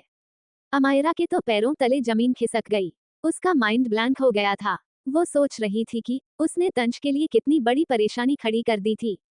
अमायरा का सर अभी भी दर्द हो रहा था। उसने कस के अपने सिर को पकड़ते हुए मन में कहा, कहीं ऐसा तो नहीं कि मैंने कुछ नशे वाली चीज खा ली हो, इसलिए मुझे कुछ याद नहीं आ रहा। प्रेग्नेंट वाली बात कहीं, और कहीं मैंने पिछले जन्म की कुछ बातें तो नहीं बोल दी थी। ओह गॉड, यह मैंने क्या कर दिया? एक मिनट, पर इसमें सारी गलती मेरी तो नहीं है। अच्छा खासा कल मैं तैयार हुई थी, मंगलसूत्र पहनकर और सिंदूर लगाकर। ये सोचते ही अमायरा गुस्से में पुलिस वालों को अपना मंगलसूत्र दिखाते हुए बोली, देखिए इसे, मेरी सुहाग की निशानी। क्या आप लोगों को मेरा मंगलसूत्र नहीं दिखा? अब सच सच बताइए, उस पिया ने ही आप लोगों को भेजा था ना, मेरे मिस्टर लाइफलाइन को जेल में भेजने के लिए? मैं बोल रही हूँ, अभी के अभी उसे बाहर निकालिए, वरना मुझसे बुरा कोई नहीं होगा। उसके चिल्लाने से इंस्पेक्टर थोड़े गुस्से में बोले, भले ही वो आपके हस्बैंड है, लेकिन जबरदस्ती करना एक क्राइम है। हम उन्हें नहीं छोड़ सकते। ये सुनकर अमायरा का पारा हाई हो गया। वो जबरदस्ती टेबल पर चढ़ गई और उंगली दिखाते हुए बोली, आखिरी बार बोल रही हूँ, आप उसे बाहर निकाल रहे हैं या नहीं निकाल रहे हैं? इंस्पेक्टर ने साफ मना कर दिया। तो अमायरा वहां मौजूद जितनी भी फाइल थी, उन सबको उठाकर उस इंस्पेक्टर के ऊपर फेंकने लगती है। इंस्पेक्टर और बाकी पुलिस वाले मिलकर उसे बहुत रोकने की कोशिश करते हैं, पर अमायरा बहुत तेज थी। वो कभी टेबल पर चढ़कर सारा सामान तोड़ती, तो कभी वो एकदम से अलमीरा के ऊपर चढ़ जाती। सभी पुलिस वाले बहुत ज्यादा परेशान हो गए थे। इंस्पेक्टर ने गुस्से में हवलदार को ऑर्डर दिया, जाकर इसके हस्बैंड को बाहर निकालो और उससे बोलो कि इसे कंट्रोल करें। हवलदार के ऊपर तभी एक फाइल आकर पड़ती है, तो वो खुद को बचाते हुए जल्दी से तंश को बाहर निकालता है। तंश तो पहले ही गुस्से में था, ऊपर से बेचारे की तबीयत खराब थी। वो जल्दी से अमायरा को टेबल पर से उतारते हुए उसे कमर से पकड़ लेता है। अमायरा के पैर इस वक्त हवा में लटक रहे थे, मगर वह अपने हाथ पैर को तंच पर मारते हुए चिल्लाई, छोड़ो मुझे, मैं इन सब को छोड़ूंगी नहीं। इन्होंने तुम्हें जेल के अंदर डाला कैसे? ऊपर से सारा इल्जाम मुझ पर लगा रहे। उसके इतना हंगामा मचाने से तंच गुस्से में उसके गालों को बेरहमी से पकड़ लेता है और शर्द आवाज में कहता है, wifey, stop, otherwise no one will be worse than me, and since yesterday you have created a lot of drama. उसकी गुस्से भरी आवाज सुनकर अमायरा शांत हो गई। उसने जैसे ही तंच की गहरी आंखों में देखा, डर के मारे वो अपनी नजर झुकाकर अपने चेहरे को उसके गर्दन में छुपा लेती है। अमायरा स्ट्रॉन्ग थी, पर तंच की गहरी काली आंखों में बहुत ताकत थी, जो वो हमेशा अमायरा को डरा देती थी, वरना उसे किसी से डर नहीं लगता था। तंच 23 साल की उम्र में ही 6 फीट का था और अमायरा 5.2 फीट की, इसलिए तंच आराम से उसे अपने एक हाथ से गोद में उठा लेता था। पूरा पुलिस स्टेशन इस वक्त कबाड़ खाना बन चुका था। ठीक उसी वक्त जय, जो काफी देर से खड़ा था, वो अंदर आता है। वो इस वक्त थोड़े गुस्से में था। उसने इंस्पेक्टर को घूरते हुए गुस्से में कहा, हाउ डेयर यू इंस्पेक्टर, आपने मेरे भाई को जेल के अंदर डाला कैसे? क्या आपको अंदाजा भी है हम हैं कौन? इंस्पेक्टर, जो अमायरा के कारण भड़क चुके थे, उन्होंने दांत पीसते हुए जय से पूछा, कौन हो तुम? क्या कहीं के शहजादे हो? जय तिरछा मुस्कुराकर बोला, जिंदल खानदान का नाम तो आपने सुना ही होगा ना, और कल आपने जिसको जेल में डाला था ना, वह जिंदल खानदान का सबसे छोटा बेटा है। ये सुनकर इंस्पेक्टर चौंक जाते हैं और डर के मारे उनके माथे से पसीना निकलने लगा, क्योंकि पहले उन्हें नहीं पता था तंच कौन है, पर सुबह उन्हें पता चला था तंच के बारे में। लेकिन उन्हें लगा इतना अमीर इंसान ऐसे ही सड़क पर अकेले तो नहीं घूमेगा, इसलिए उन्होंने मीडिया वालों की बातों पर विश्वास नहीं किया। इंस्पेक्टर जानते थे तंच जिंदल एक मॉन्स्टर था, जो पल भर में किसी को भी मार देता था। लोग तो उसे यमराज भी कहते थे। इंस्पेक्टर डरते हुए तंच से बोले, I am sorry mister Jindal, मुझसे गलती हो गई, मुझसे दोबारा ऐसी गलती नहीं होगी। इतना कहते ही वह डर के मारे अपने घुटने टेक देते हैं। मगर तंच किसी को भी माफ नहीं करता था। उसने गुस्से में जय को सब कुछ हैंडल करने का इशारा किया और अमायरा को गोद में लेकर ही वहां से जाने लगा। अब तक कई सारे गार्ड्स आकर तंच को घेर लेते हैं, ताकि मीडिया वाले उसकी या अमायरा की शक्ल ना देख पाए। अमायरा को कार में बैठाकर तंच भी कार में बैठ गया। फिर उनकी कार सीधा तंच के प्राइवेट विला की तरफ निकल गई। तंच के गुस्से के कारण पूरे कार का माहौल डरावना था। अमायरा की कुछ भी बोलने की हिम्मत नहीं हो रही थी। तंच एकदम से अमायरा की कलाई को मरोड़ते हुए उसे खुद से सटा लेता है। फिर डोमिनेटिंग वॉइस में बोला, underscore, for the first time in my life I have gone to jail because of you. I feel like killing you. जिंदगी में पहली बार मैं तुम्हारे कारण जेल गया हूँ। मन तो कर रहा तुम्हें जान से मार दूं। कोष्टक। तंच की गर्म सांसें अमायरा के फेस को छू रही थी, जिससे अमायरा की पकड़ घबराहट से तंच के कॉलर पर कस गई। कंटिन्यू। तंच गुस्से में क्या करेगा अमायरा के साथ? क्या जी अमायरा का सच पता लगा पाएंगी? क्या अमायरा के कारण मिस्टर एंड मिसेज जिंदल के बीच होगी लड़ाई? जानने के लिए बने रहे। रेटिंग और रिव्यू देना ना भूले, साथ में लाइक शेयर और कमेंट भी करे। LLL। थैंक यू चफ 14 प्लान 2 किलोमीटर। उसका दिल इतनी तेज धड़क रहा था कि तंच भी फील कर पा रहा था, लेकिन तंच गुस्से की आग में जल रहा था। उसकी पकड़ अमायरा पर कस रही थी। वो अमायरा को अपनी आग में जला देना चाहता था, पर उसका दिल उसे अपनी तरफ खींच रहा था। तंच अपने सख्त होठों को अमायरा के होठों पर फेरने लगा। काफी देर तक उसने ऐसा किया जैसे खुद के अंदर की आग को शांत कर रहा हो, पर अमायरा अलग ही मूड में थी। वो नर्वस थी तंच की करीबी से, पर अचानक ही उसे हंसी आने लगी। तंच उसकी हंसी को देखकर अपनी आंखें छोटी कर लेता है, तो अमायरा को इस सीरियस सिचुएशन में और भी ज्यादा हंसी आने लगी। अगले ही पल अमायरा जोर से हंसने लगी। तंच हैरान था, मगर उसकी कलाई को बेरहमी से मोड़ते हुए तंच डरावने तरीके से बोला, अंडरस्कोर, विला पहुंचते ही मुझे पनिशमेंट रूम में मिलो। तुम्हारी सारी हंसी मैं वहीं निकालता हूँ। उद्धरण चिन्ह अल्पविराम। पनिशमेंट शब्द सुनते ही अमायरा डर गई। उसे अपना दर्द याद आने लगा, पर अगले ही पल उसे फिर से हंसी आ गई, तो वो खुद की हंसी को रोकने के लिए मुंह पर हाथ रख लेती है। पर उसे एहसास हो रहा था कि तंच की गुस्से भरी नजर उसके ऊपर ही है। अल्पविराम अल्पविराम अल्पविराम अल्पविराम डॉट। विला पहुंचते ही अमायरा भागते हुए रूम में चली गई और तंच अपने स्टडी रूम में चला गया और वहीं पर शावर लेकर वह तैयार हो गया। उसकी हालत अभी भी ठीक नहीं थी, मगर उसे देखकर बिल्कुल नहीं लग रहा था कि उसकी तबीयत खराब है। उसने ड्रॉवर से एक मेडिसिन निकाली और उसे खा ली। अमायरा फिर से तंश की पनिशमेंट नहीं झेलना चाहती थी। उसे तो याद भी नहीं था उसने कल क्या क्या हंगामा किया था। वह डर के मारे जल्दी से तैयार होती है और बिना तंश को बताए कॉलेज के लिए भाग जाती है। उसने तंश का भी इंतजार नहीं किया। जय हॉल में ही बैठा था। तंश शायद कॉलेज नहीं जाने वाला था क्योंकि उसने बिजनेस सूट पहना हुआ था। वह बहुत ही हैंडसम, अट्रैक्टिव और डरावना लग रहा था। उसने इस वक्त अपनी आंखों पर मास्क लगाया था। उसके होठ बेहद खूबसूरत और पिंक थे जिसे देखकर किसी भी लड़की को इससे जलन होने लगे।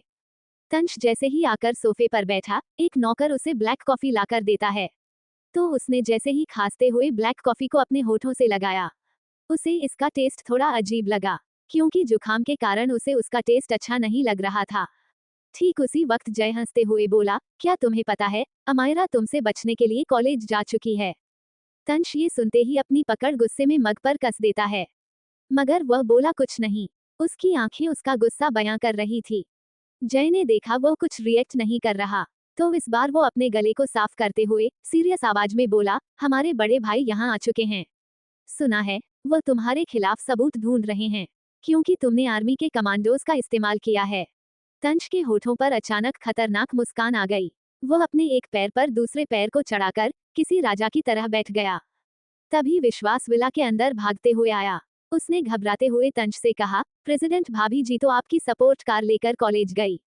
वह इतनी तेज ड्राइव कर रही थी कि हमारे गार्ड्स भी उनकी सेफ्टी के लिए उनका पीछा नहीं कर पाए। यही नहीं, मैंने सुना है कि आपके बड़े भाई मेजर जनरल हर्षवर्धन मुंबई पहुंचते ही सीधा भाभी जी के कॉलेज गए हैं। शायद वो भाभी जी से ही मिलने गए हैं। तंश ने जैसे ही यह सुना कि उसका बड़ा भाई अमायरा से मिलने कॉलेज गया है, तो उसके एक्सप्रेशन बहुत ही ज्यादा कठोर हो जाते हैं। तंश गुस्से में अपनी कॉफी के मग को जमीन पर फेंक देता है और डरावनी आवाज में कहता है, if you do anything to wifey I will forget that you are my brother. अगर तुमने वाइफी के साथ कुछ भी किया तो मैं भूल जाऊंगा कि तुम मेरे भाई हो। कोष्टक उद्धरण चिन्ह। जय सीरियस हो गया। उसने परेशान होकर कहा, कहीं बड़े भाई अमायरा को फोर्स ना करें ये बताने के लिए कि क्या उस दिन तुम्हारे साथ कमांडोज थे या नहीं। हो सकता है वो उसे गवाह के रूप में इस्तेमाल करें। तंश तुम्हें पता है ना बड़े भाई कैसे हैं। तंश बिना कुछ कहे वहां से चला गया। वह बहुत गुस्से में लग रहा था। वहीं दूसरी तरफ शौर्य इस वक्त अपने केबिन में बैठा था। तभी उसका असिस्टेंट एक फाइल लेकर उसके सामने रखते हुए बड़े रिस्पेक्ट से बोला, बॉस उस लड़की की इन्फॉर्मेशन। शौर्य उस फाइल को उठाता है तो उसका असिस्टेंट थोड़ा परेशान होकर बताता है, बॉस उस लड़की का नाम अमायरा रायचंद है, पर उसकी ऑलरेडी शादी हो चुकी है। अमायरा की शादी हो चुकी है, ये सुनकर शौर्य के एक्सप्रेशन गुस्से वाले हो जाते हैं, पर फिर वो खतरनाक तरीके से मुस्कुराकर बोला, पर शादी टूट भी तो सकती है ना। इतना कहते ही वो फाइल को पढ़ते हुए धीरे धीरे मुस्कुराने लगा। वही असिस्टेंट शॉक था कि क्या उसके बॉस एक शादीशुदा लड़की के पीछे जाने वाले हैं। शौर्य अपने असिस्टेंट को बाहर भेजकर खुद अमायरा की तस्वीर को देखने लगा। वो किसी पागल सन की प्रेमी से कम नहीं लग रहा था। अल्पविराम अल्पविराम अल्पविराम अल्पविराम अल्पविराम। अमायरा जैसे ही कॉलेज पहुंचती है वह अपने बैग को लेकर अपने क्लासरूम में जाकर बैठ गई, पर उसकी किस्मत आज इतनी खराब निकली कि उसके सीनियर मैथ वाले टीचर आ गए। दूसरे मैथ के टीचर का नाम सुनते ही अमायरा तिलमिला गई, क्योंकि उसकी पिछले जन्म में भी मैथ के टीचर के साथ कभी नहीं बनी थी। कॉलेज के सभी बच्चों को मैथ्स के प्रोफेसर से डर लगता था। अमायरा सीधे होकर बैठी थी। मैथ के प्रोफेसर आ गए और पढ़ाना शुरू कर दिया, मगर किसी को समझ नहीं आ रहा था कि वह क्या पढ़ा रहे हैं। उसी वक्त अमायरा का फोन बजा। ये केवल का कॉल था जो बहुत इम्पोर्टेंट था। वह परेशान हो गई कि कैसे कॉल को रिसीव करें। उसने देखा कि प्रोफेसर बोर्ड पर कुछ लिख रहे हैं। इस बात का फायदा उठाकर वह अपने बैग को उठाती है और दबे कदमों से क्लास के बाहर जाने लगी। मगर तभी रोहन एविल स्माइल करके खुद से बोला, अंडरस्को अमायरा तुमने मुझे बहुत परेशान किया, रुको तुम्हें तो मैं आज बताता हूँ। उद्धरण चिन्ह अल्पविराम। खुद से इतना बोलते ही रोहन एकदम से प्रोफेसर को आवाज लगाता है, प्रोफेसर देखिए ये लड़की बाहर जा रही है। फिर वह शैतानी मुस्कुराहट लिए अमायरा को देखने लगा। अमायरा चौंक गई, पर प्रोफेसर गुस्से में आग बबूला हो गए। उन्होंने चौक को अमायरा के ऊपर फेंकते हुए गुस्से में कहा, क्या तुम्हें दिख नहीं रहा यहाँ पर क्लास चल रही है, उसके बावजूद तुम क्लास छोड़कर जा रही हो। अब तुम्हारी पनिशमेंट ये है कि जाओ जाकर बाहर खड़ी हो जाओ, पर क्लास खत्म होते ही अपने मॉम डैड को बुलाओ, मुझे उनसे बात करनी है। अमायरा को प्रोफेसर के चीखने से गुस्सा आ गया। वह दांत पीस पर खुद में बोली, बुढ़ा कहीं का। लेकिन प्रोफेसर ने खुद के लिए बुढ़ा शब्द सुन लिया था। वो अब डस्टर जोर से पटकते हुए बोले, मुझे तुम्हारे मॉम डैड से आज ही मिलना है, तब तक मैं कोई भी क्लास अटेंड नहीं करूंगा। कहते ही वो गुस्से में क्लासरूम से चले गए। बेचारी अमायरा अपना सर पकड़े रह गई। फिर वह भी क्लासरूम से बाहर निकल गई।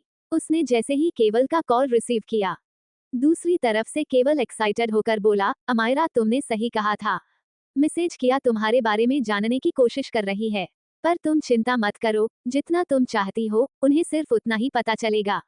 और हाँ, तुमने मुझसे कहा था कि मैसेज किया का संबंध अंडरवर्ल्ड से है। मैंने पता किया है, लेकिन तुमने जो ड्रग बताया था, ऐसा कोई भी ड्रग मैसेज किया ने अभी तक नहीं खरीदा है।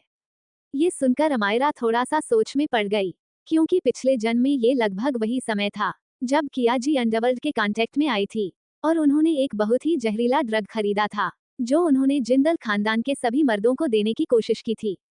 अमायरा कुछ सोचते हुए बोली, उन पर नजर रखो, वो जरूर खरीदेगी, और उस नागिन किया के बारे में हर एक इन्फॉर्मेशन भी निकलवाओ, मुझे उनके बारे में सब जानना है। साथ में जिंदल कॉरपोरेशन के फाइनेंशियल डाटा को भी निकलवाओ, उन्होंने आज तक कई सारे घपलाबाजी की है। एक काम करना, उन सभी को डैडी ससुर के पास मेल कर दो, बाकी वो खुद देख लेंगे।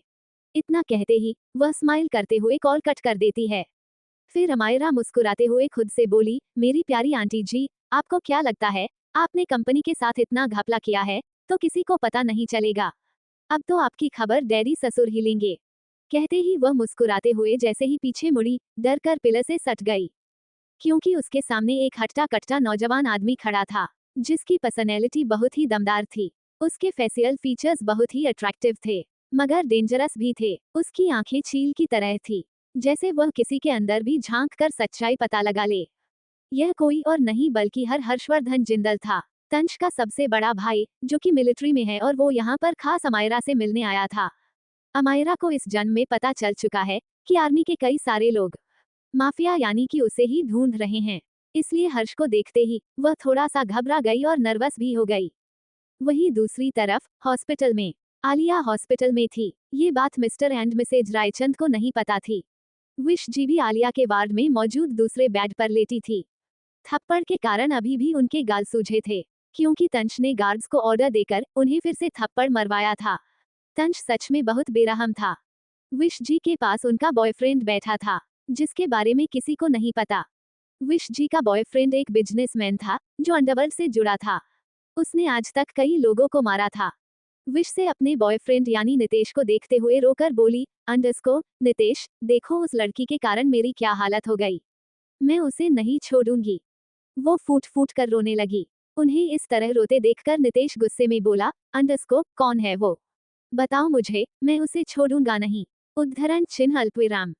विश जी मन में मुस्कुराती है, फिर और तेज रोते हुए बोली, अमायरा नाम है उसका, तुम्हें पता है, जब से वो रायचंद परिवार में आई है, उसने मुझे और आलिया को परेशान कर रखा है, हमारा सारा हिस्सा छीन रही है।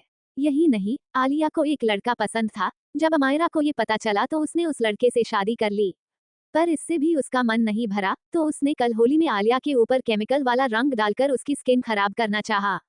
प्लीज नितेश कुछ करो। उद्धरण चिन्ह अल्पविराम। विश जी साफ झूठ बोल रही थी, ताकि नितेश जी अमायरा को सबक सिखाए। नितेश जी उनकी बात सुनकर आग बबूला हो गए। उन्होंने बेहोश आलिया को देखा, जिसकी बॉडी सफेद चादर से ढकी थी। फिर गुस्से में बोले, उसे तो मैं छोड़ूंगा नहीं। विश तुम शांत हो जाओ, और सब कुछ मुझ पर छोड़ दो।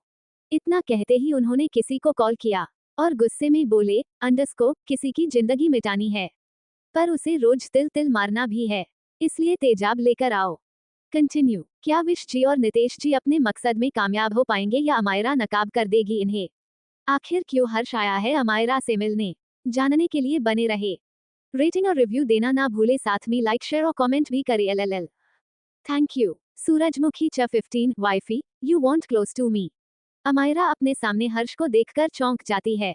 वह काफी ज्यादा नर्वस हो गई थी। उसे डर था कहीं हर्ष ने उसकी बात ना सुन ली हो। काफी देर तक अमायरा हर्ष को ऐसे ही देखती रही, और हर्ष एक्सप्रेशन लेस भाव से उसे देख रहा था। मिलिट्री में होने के कारण हर्ष का चेहरा हर वक्त सीरियस, कठोर और बहुत ही ज्यादा डेंजरस लगता था।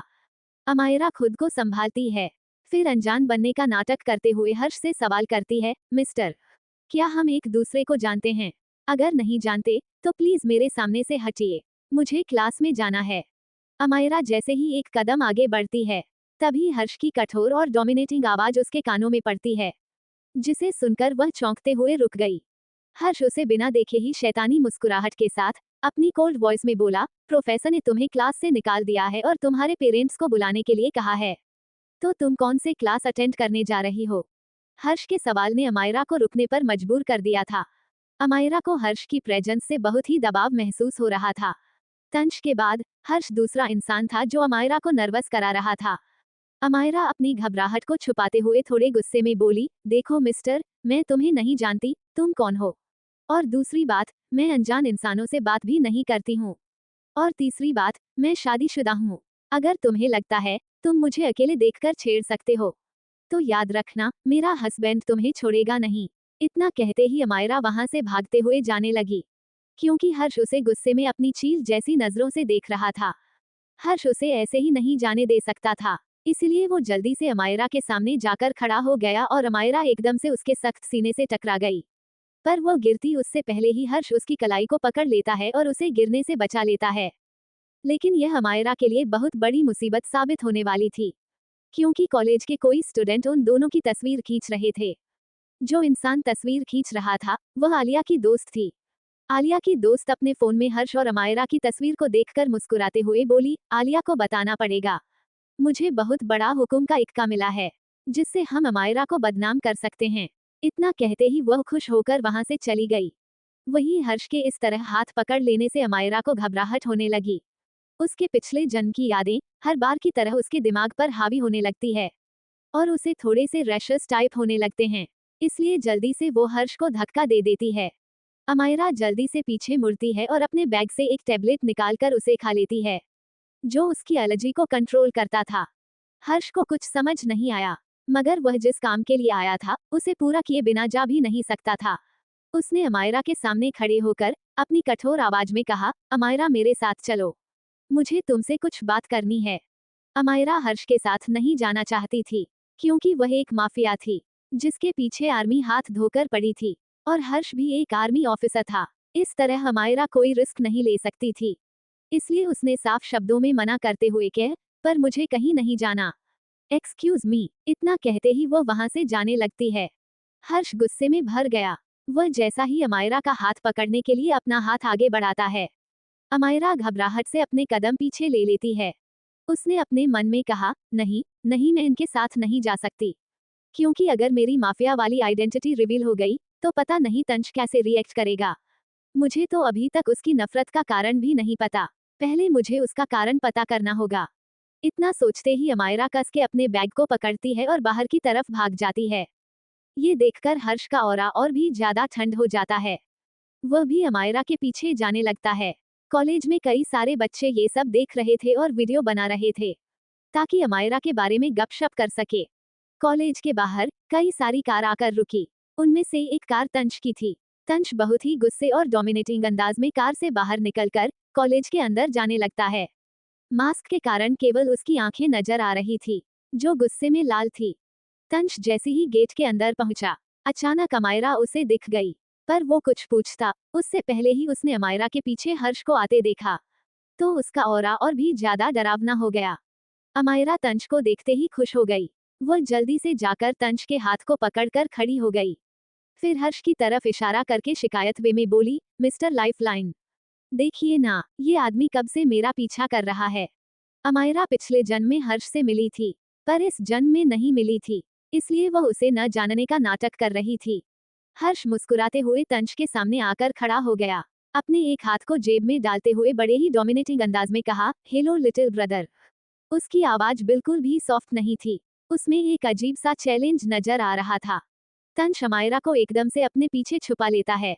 फिर हर्ष की आंखों में आंखें डालकर कोल्ड वॉइस में बोला, challenge accepted, but don't bring my wifey into our fight. पर हमारी लड़ाई में मेरी वाइफी को बीच में मत लाओ। हर्ष अजीब नजरों से डेविल स्माइल करके अमायरा को देखता है, तो तंश उसे और अपने पीछे छुपा लेता है। हर्ष और तंश के बीच एक अजीब सी जंग छिड़ी हुई थी, आंखों ही आंखों में।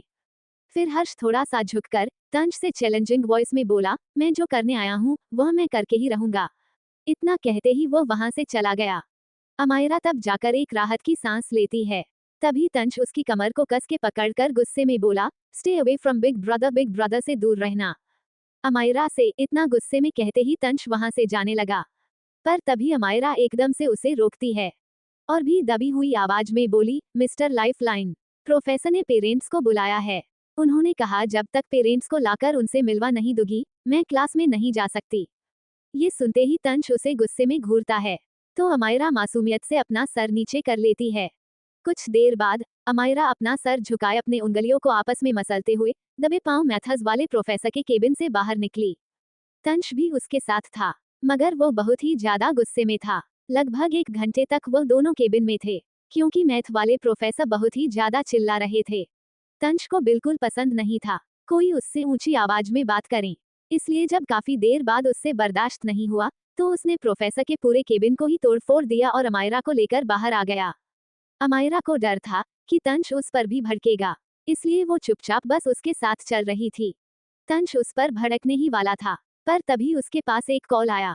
वो कॉल बहुत ही जरूरी लग रहा था, इसलिए बात करते ही तंश अमायरा को जय के साथ आने को बोलकर कॉलेज से चला गया।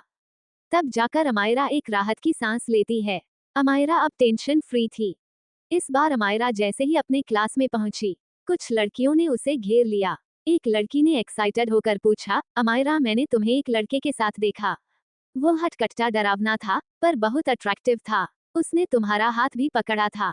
वह कौन है? तभी दूसरी लड़की उसे पीछे करते हुए चालाकी भरी आवाज में पूछती है, वैसे अमायरा, तुम तो तंश के साथ रहती हो ना हर वक्त? क्या वह तुम्हारा नया बॉयफ्रेंड है? क्या होगा अगर उसे तंश के बारे में पता चला तो? अमायरा उन सभी की बातें सुनकर इरिटेट हो गई। वो उन सभी को खुद से दूर करते हुए गुस्से में बोली, मेरे सामने से हटो और मेरा दिमाग मत खराब करो। इतना कहते ही वो गुस्से में अपनी बेंच पर बैठ गई। उसने गुस्से में पीछे बैठे रोहन को देखा, जिसने उसे फंसाया था। रोहन को मुस्कुराते हुए देखकर अमायरा गुस्से में अपने मन में कहती है, तुम्हें तो मैं छोड़ूंगी नहीं। तुमने मेरे साथ अच्छा नहीं किया है। इतना कहते ही वह अपनी नोटबुक निकालकर उसे गुस्से में पढ़ने लगी। तभी क्लासरूम में 4 सीनियर लड़की आ गई। उन सभी के हाथ में एक नोटबुक थी। सभी बहुत ही फैशनेबल लग रही थी। उन्होंने शॉर्ट ड्रेस पहना था और भर भर के मेकअप लगाया था। एक सीनियर लड़की जाकर बड़े एटीट्यूड के साथ क्लास के बीचों बीच खड़ी हो गई और उसने अनाउंस करते हुए एटीट्यूड से कहा, कॉलेज में डांस कंपटीशन होने वाला है और जूनियर को पार्टिसिपेट करना कंपलसरी है। इतना कहते ही वह डेविल इस्तेमाल करके अमायरा को देखती हैं, क्योंकि वह भी अमायरा को बिल्कुल पसंद नहीं करती थी। अमायरा उस लड़की को देखते ही अपनी आंखें छोटी कर लेती है, क्योंकि यह लड़की पिछले जन्म में उसे मुसीबत में फंसाती थी। डांस कंपटीशन के बहाने उसने अमायरा को पूरी दुनिया में बदनाम कर दिया था। पहले तो सेमीफाइनल में आलिया के इमोशनल ड्रामा के कारण अमायरा जानबूझकर हारने के लिए मान गई थी, मगर फिर भी इस लड़की ने उसकी ड्रेस को खराब कर दी थी, जो डांस करते वक्त उसके शरीर से लगभग उतर ही गई थी। वो तो अच्छा हुआ था, तंश ने सही वक्त पर आकर उसे पर्दा उड़ा दिया था। उस वक्त अमायरा की हालत बहुत ही ज्यादा खराब हो गई थी, क्योंकि उसके आधे शरीर को लगभग सभी ने देख लिया था। वह एक ट्रोमा में चली गई थी। तब उसे तंश ने संभाला था, लेकिन अमायरा इतनी बेवकूफ थी कि उसने आलिया की बातों में आकर इन सब का जिम्मेदार तंश को ठहराया, क्योंकि तंश ने उसे इस कंपटीशन में पार्टिसिपेट करने से मना किया था। तब आलिया ने उससे कहा था कि तंश ने गुस्से में आकर उसकी ड्रेस खराब की थी, ताकि उससे बदला ले सके। अमायरा बहुत गुस्से में थी। उसने न सिर्फ तंश को थप्पड़ मारा था, बल्कि दोबारा डाइवोर्स पर जोर दिया था। जब तंश ने डिवोर्स के लिए मना कर दिया, तो वह उसे छोड़कर चली गई थी। तब तंश काफी वक्त तक उसके लिए उसके घर के बाहर खड़ा था, मगर अमायरा ने जाने से मना कर दिया था। उस वक्त भी तंश के पैर में प्रॉब्लम हुई थी, पर अमायरा ने ध्यान नहीं दिया था। ये याद आते ही अमायरा खुद को कोसने लगी। अमायरा को खुद पर गुस्सा आ रहा था और तंश के लिए बुरा लग रहा था, पर खुद को शांत करके वो अपने इमोशंस को कंट्रोल करती है। फिर गुस्से से मन में बोली, पर इस बार यह कंपटीशन मैं ही जीतूंगी। पिछली बार इसने मेरी ड्रेस खराब करके मेरी इज्जत उतारने की कोशिश की थी। इस बार मैं इन सब के साथ ऐसा ही करूंगी। इतना कहते ही उसके होठों पर एक शैतानी भरी मुस्कुराहट आ जाती है। अमायरा उस कंपटीशन में अपना नाम लिखवा देती है। फिर उसने टाइम देखा तो दोपहर को 2 बजे बज रहे थे। अमायरा कॉलेज के बाहर आ गई। कार की चाबी पहले ही तंश ने ले ली थी, इसलिए वह जय का इंतजार कर रही थी, मगर तभी कई सारे हैंडसम लड़के वहां से गुजरे। असल में ये तंश के ही गार्ड थे। अमायरा उन्हें देख मुस्कुराती है, फिर गेट से टेक लगाकर खड़ी होकर अपना हाथ हिलाकर अपनी एक आई विंक कर देती है। बेचारे गार्ड तो अपनी जगह पर ही लड़खड़ा जाते हैं। फिर अमायरा एक फ्लाइंग किस देते हुए बड़ी ही एटीट्यूड से बोली, हेलो हैंडसम बॉयज, क्या मेरे मिस्टर लाइफ लाइन ने तुम लोगों को मेरे लिए भेजा है? हाँ भेजा होगा, क्योंकि उसे पता है मुझे हैंडसम लड़के कितने पसंद है। एक गार्ड, जिसकी उम्र लगभग अमायरा जितनी ही थी, वह नया गार्ड था, वह हकलाते हुए बोला, मैडम मैडम प्लीज ऐसा मत करिए। आपने हमारे कैप्टन को बहुत परेशान किया था, जिस कारण प्रेसिडेंट ने सजा के तौर पर उन्हें रेड जोन में डाल दिया, इसलिए प्लीज हमारे साथ ऐसा मत करिए। अमायरा हंसी, फिर उस गार्ड के थोड़ा करीब जाते हुए बड़े ही अदा के साथ बोली, ऐसा क्या? वैसे तुम मेरे बाबी डॉल से भी ज्यादा हैंडसम हो, यू नो ना, चॉकलेट बॉय। वैसे मुझे डांस कंपटीशन में जीतना है, पर मुझे एक पार्टनर चाहिए, तो मैं सोच रही हूँ क्यों ना तुम्हें। उसने इतना ही कहा था कि सारे गार्ड एकदम से वहां से गायब हो गए। ये देखकर अमायरा पहले हैरान हुई, फिर हंसते हुए जाने लगी। तभी दो बाइक सवार अमायरा के पास से गुजरे और उन्होंने एकदम से एक लिक्विड उसकी तरफ फेंक दिया। तभी अमायरा को एक तेज धक्का महसूस हुआ और वह काफी दूर जाकर गिरी। ये धक्का उसे जय ने दिया था। जय गुस्से में गार्ड से बोला, पकड़ो उन्हें। फिर वह भागकर अमायरा को जमीन से उठाते हुए घबरा कर पूछता है, क्या तुम ठीक हो? अमायरा के घुटने छिल गए थे और थोड़ा खून निकलने लगा था। हालांकि उसे कुछ ज्यादा नहीं लगी थी, लेकिन वह हैरान थी कि जय ने उसे धक्का क्यों दिया। उसने हल्का गुस्से में पूछा, थर्ड भाई क्या आप मेरे साथ मजाक कर रहे हैं? आपने मुझे क्यों धक्का दिया? मुझे चोट लग गई। इतना कहते ही वह मुंह फुलाकर अपनी चोट को देखती हैं। पर जय ने सीरियस होकर अमायरा को ऑर्डर दिया, अमायरा तुम ड्राइवर के साथ जाओ, मैं कुछ देर में आता हूँ। अमायरा कुछ कहती कि जय पहली बार उसे गुस्से में देखता है। अमायरा कुछ नहीं बोली, पर उसने पलटकर पीछे देखा तो उसका चेहरा कठोर हो गया। वह समझ गई कि जय ने उसे बचाने के लिए धक्का दिया था, वरना जिन लोगों ने उसके ऊपर तेजाब फेंका था वो उसके ऊपर गिर जाता। कुछ देर बाद अमायरा विला पहुंच गई, पर जय इस मामले को संभालने के लिए गार्ड के साथ उन लोगों का पता लगाने चला गया जिन्होंने अमायरा के ऊपर तेजाब फेंकने की हिम्मत की थी। वहीं दूसरी तरफ अस्पताल में तंश इस वक्त तनिष्क के प्राइवेट कैबिन में बैठा था और तनिष्क उसके राइट लेग का इलाज कर रहा था। तनिष्क ने बेहद गंभीरता से कहा, अपने पैर पर ज्यादा जोर मत देना। तुम्हें पता है ना, तुम अपने राइट लेग पर ज्यादा जोर नहीं दे सकते, वरना बाद में तुम्हें प्रॉब्लम होगी। तंश कुछ नहीं बोला, वो बस खड़ूस जैसा चेहरा बनाकर बैठा था। उसका इलाज करने के बाद तनिष्क उसे फिर से समझाता है, तंश क्या तुम्हें मेरी बात समझ आई? तंश गुस्से में बोला, गेट लॉस्ट। तनिष्क इरिटेट होकर बोला, मैं तुम्हारा बड़ा भाई हूँ, तुम्हारी सारी तमीज कहाँ गई है? तुम कैसे बात कर रहे हो मुझसे? पर तंश उसे इग्नोर करके जाने लगा। ये देखकर तनिष्क उसे धमकी देते हुए बोला, अगर तुमने अपने पैर का ध्यान नहीं रखा तो मैं अमायरा को बता दूंगा तुम्हारे पैर के बारे में। फिर जो भी अंजाम होगा तुम खुद देख लेना। तंश उसे बेहद गुस्से में देखता है। वह तनिष्क की तरफ बढ़ता है, मगर तभी उसका फोन बजा। उसने जैसे ही फोन पर बात की, अचानक ही केबिन का माहौल बहुत ही डरावना हो गया। तंश गुस्से में अपने फोन को जमीन पर फेंककर तोड़ देता है और वहां से चला जाता है। उसकी इस हरकत पर तनिष्क चिढ़ते हुए बोला, घमंडी कहीं का, पता नहीं अब तक इसने कितने फोन तोड़े होंगे। इतना कहते ही वह टूटे हुए फोन को देखता है। रात के 9 बजे। विश जी बहुत ही ज्यादा गुस्से में थी, क्योंकि उन्हें पता चल चुका था अमायरा पर जो हमला हुआ था उससे वह बच चुकी है। वह गुस्से में बोली, आखिर ये लड़की हर बार कैसे बच जाती है? अगर वह तेजाब उसके ऊपर गिरता तो उसका खूबसूरत सा चेहरा बिगड़ जाता, पर नहीं, वह बच गई। अमायरा तुम कैसे हर बार बच जाती हो? मैं तुम्हें छोड़ूंगी नहीं। इतना कहते ही वह गुस्से में भर गई। विश जी अपने बेड से उतरकर खिड़की से बाहर देखने लगी, फिर बेड पर लेटी आलिया को। वह अभी भी अस्पताल के वार्ड में ही थी, मगर अब अपना अगला प्लान बना रही थी, अमायरा को बर्बाद करने के लिए। अल्पविराम डॉट। तंश 9:30 बजे तक विला पहुंचा। उसके एक्सप्रेशन अभी भी बेहद कोल्ड थे। वह जैसे ही अपने रूम में पहुंचा उसकी आंखें शौक और हैरानी से फैल गई। तंश अपनी जगह पर जम सा गया था और एक टक सामने देख रहा था, क्योंकि सामने अमायरा बड़े स्टाइल से खड़ी थी। उसने इस वक्त एक ब्लैक कलर की नाइटी पहनी हुई थी। नाइटी शोल्डर लेस थी और अमायरा के थोड़े घुटनों के ऊपर आ रही थी। वो नाइटी तो आधी से ज्यादा नेट का बना था। अमायरा की गोरी स्किन उस ब्लैक कलर की नाइटी में झलक रहा था। उसका परफेक्ट फिगर उभर कर सामने आ रहा था, जो किसी को भी अपनी तरफ अट्रैक्ट कर दे। तंश एकटक उसे ऐसे ही देख रहा था। अचानक उसकी कोल्ड आंखों में एक भेड़िए की चमक नजर आई, जो अमायरा का शिकार करने को तैयार थी। अमायरा जानबूझकर अदा से चलते हुए तंश के पास आई, फिर मुस्कुराकर उसका कोट उतरकर सोफे पर रखते हुए उसके सामने खड़ी हो गई।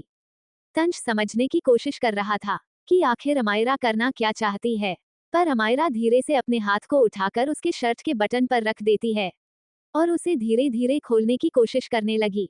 अमायरा की उंगलियां जैसे ही तंश के सख्त सीने से टकराई, तंश के अंदर हलचल होने लगी। उसके अंदर सो रहा भूखा भेड़िया जागने लगा, जो उसकी आंखों से ही दिख रहा था। तंश कस के अमायरा की कमर को पकड़कर उसे दीवार से सटाकर उसके नेटदार नाइटी से झलक रहे गोरे जिस्म को दीवानगी से निहारने लगा। अमायरा थोड़ा शर्मा गई, पर तंश को सीड्यूस करने के पीछे उसका एक मकसद था, जिसे उसे पूरा करना था। अमायरा ने 2 बटन खोल दिए और तंश के सीने पर बने अपने नाम के टैटू पर हाथ फिराने लगी। तंश पहले तो खुद को शांत करता है, फिर अमायरा की कलाई को जोर से पकड़ते हुए कोल्ड वॉइस में बोला, underscore wifey, do you know how bad the consequences can be? Wifey, क्या तुम्हें पता है इसका अंजाम कितना बुरा हो सकता है? कोष्टक। उसकी गर्म सांसें अमायरा की सांसें से टकराकर उसे भी मदहोश कर रही थी, पर अमायरा खुद को संभालकर शर्माते हुए बोली, अंडरस्कोर मिस्टर लाइफलाइन, मैं वो बोल नहीं पा रही थी तंश की करीबी के कारण, जबकि उसने इसकी घंटों प्रैक्टिस की थी। उसकी नर्वसनेस को देखकर तंश एकदम से मैग्नेटिक वॉइस में बोला, underscore wifey, you want close to me? Wifey, तुम्हें मेरी करीबी चाहिए। कोष्टक। अमायरा की पकड़ एकदम से तंश के शर्ट पर कस गई। कंटिन्यू। क्या मकसद है अमायरा का तंश के करीब जाने का? आखिर तंश के पैर में ऐसा क्या है जो वो अमायरा को बताना नहीं चाहता? अमायरा के डांस कंपटीशन के बारे में जानकर क्या करेगा तंश? जानने के लिए बने रहे। रेटिंग और रिव्यू देना ना भूले, साथ में लाइक शेयर और कमेंट भी करें। LLL